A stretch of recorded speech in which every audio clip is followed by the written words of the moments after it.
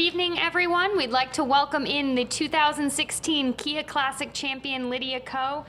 Lydia, I know, had a little hiccup there on number 10 with a double hit of the ball, and it seemed like that could be something that would throw you awry with something like that happening. But you seemed to steady yourself, made the putt, and then closed it out really well. What were you thinking at that moment, and how excited are you to be here hosting another trophy? I pulled my second shot into the rough, and it was probably the last place I needed to have gone for that pin position, and I had a pretty good shot out there, and I said, hey, I'm happy with where I ended. It could be so much worse, and worse happened from there.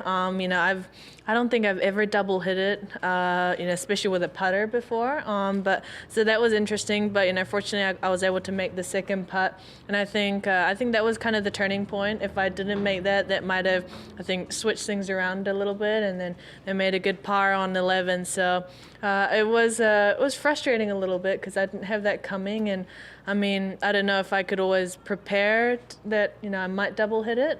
So that's something that's hard to prepare for. But fortunately, I was able to go through that without much drama. Yeah.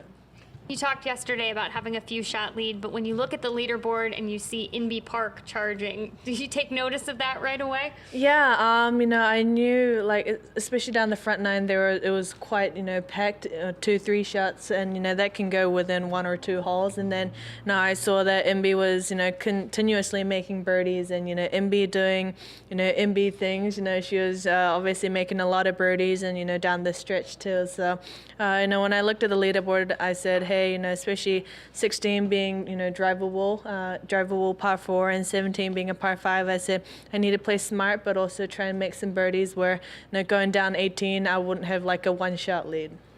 11 career victories now before the age of 19.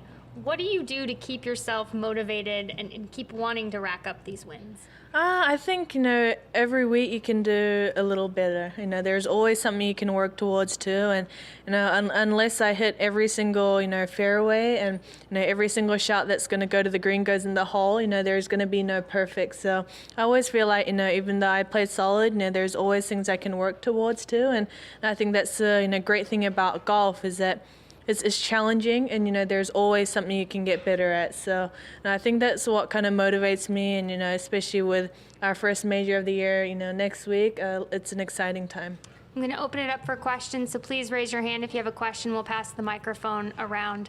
But speaking of first major of the year, we know how much you've focused on improving your performance in majors, and last year, the last major of the year, you captured that first win.